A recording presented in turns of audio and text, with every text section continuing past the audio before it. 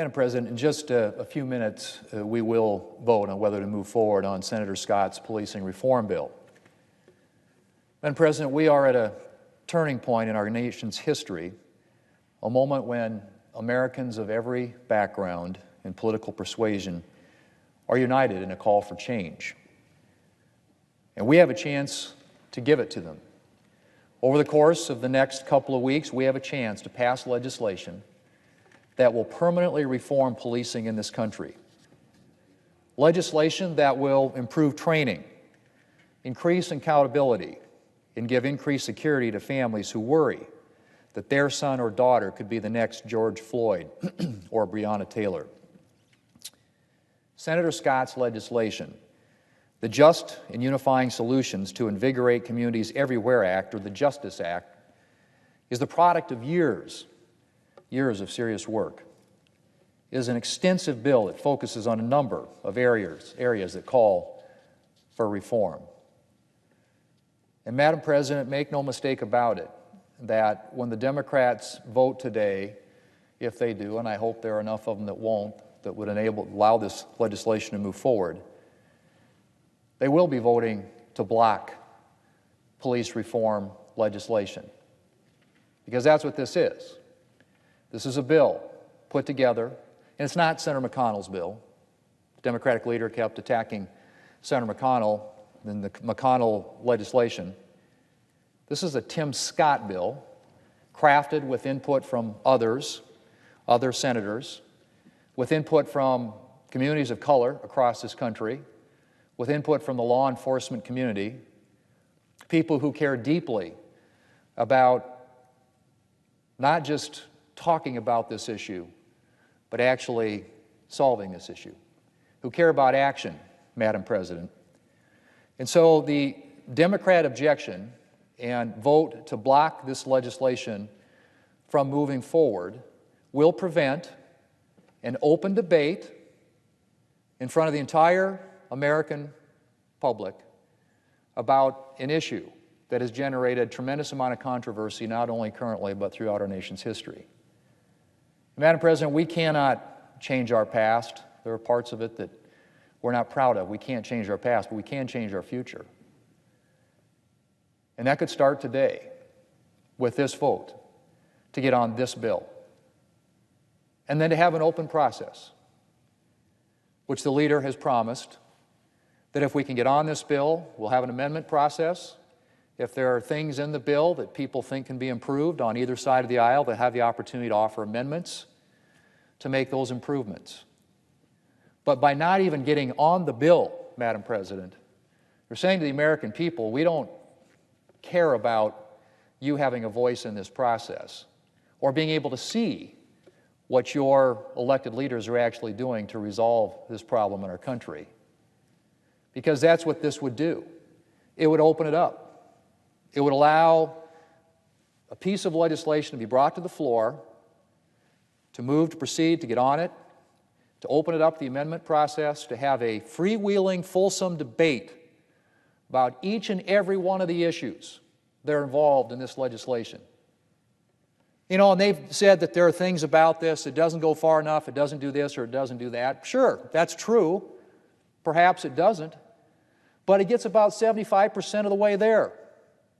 If you look at the contents and the substance of this bill, it represents a lot of what both sides have been talking about, a lot of recommendations that have come forward from people across this country who've been directly impacted. None more so than Senator Scott. I can tell you Senator Scott doesn't view this as a messaging exercise. He views this as something that is deeply personal to him. Unfortunately, he's experienced the pain of racism, not only as a young boy growing up in the South, but as an adult and as a United States Senator. He wants a solution. We should all want a solution. But that starts by getting on the bill and debating it in the open, in the light of day. Democrat leader talks about why can't we go back behind closed doors and negotiate this? Well, look, we have a piece of legislation that represents 75% of what the Democrats say they want, and we can finish the other 25%, or maybe we won't get to 100%. Nobody ever gets usually what they want 100% around here, but at least the closest thing that we can get to 100%, simply by having a debate, allowing an open amendment process, and allowing the will of the United States Senate to be heard. Madam President, that's all that this is about. This isn't about the final bill. This isn't about the final contents. This is about whether or not this body, 100 United States senators, has listened enough to what's going on around this country to say, we want to have this debate. We want to get on this bill, and we want to have it in public, in the light of day, in front of the American people, not behind closed doors. An open debate, a fulsome debate, where amendments can be offered and where the American people can observe and see it.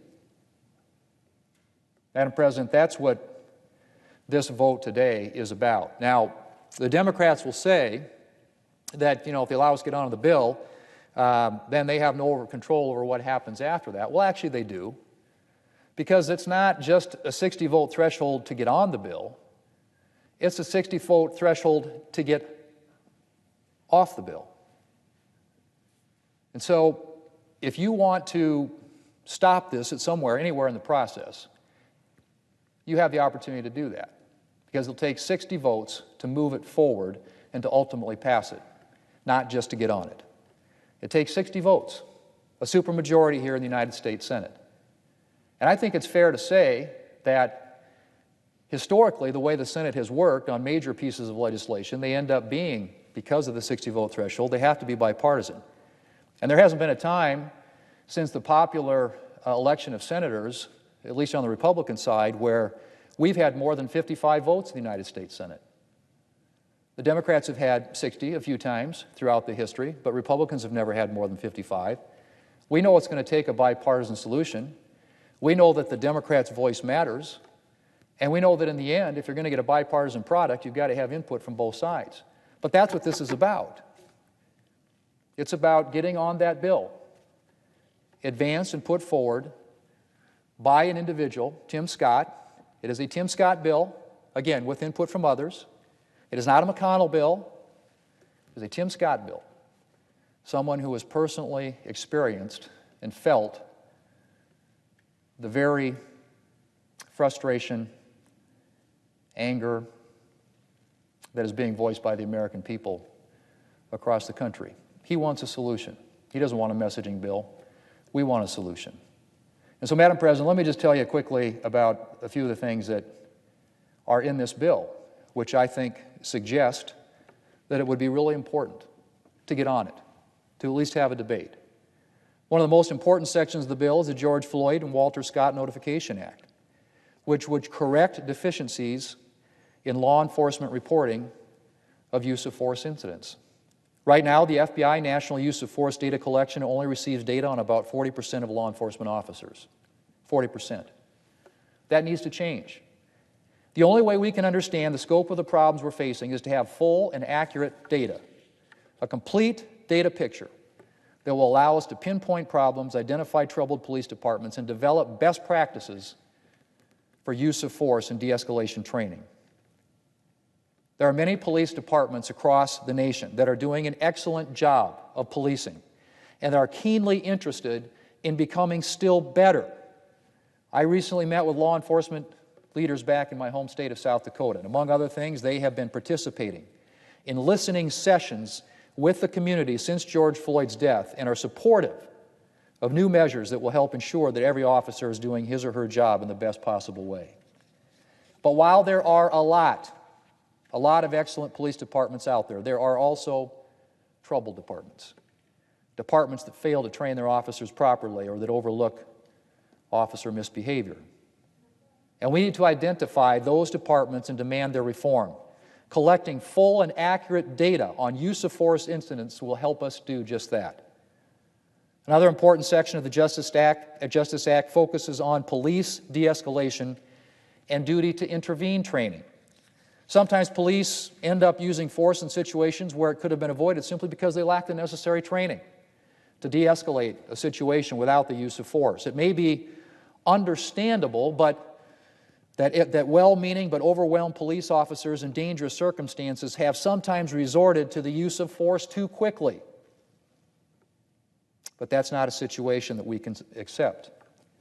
Every police officer in this country should be given the kind of training that will ensure that use of force is restricted only to those situations where it is absolutely needed.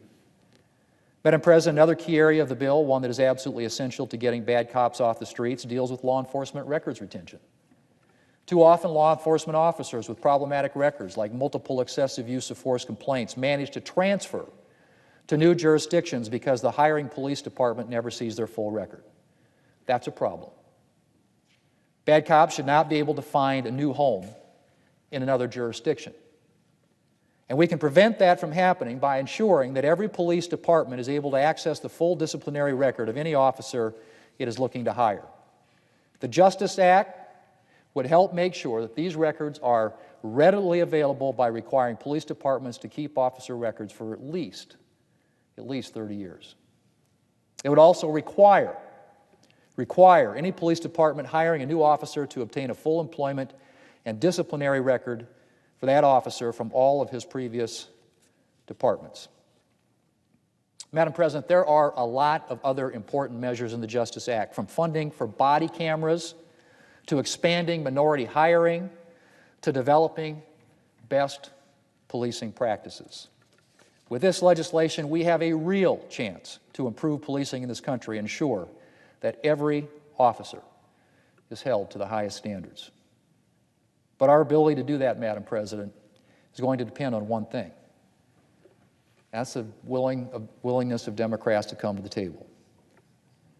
It was disheartening to see Democrats dismissing Senator Scott's bill before it had even been released, especially because, as I said, many of the proposals in the bill are taken directly from earlier bipartisan bills.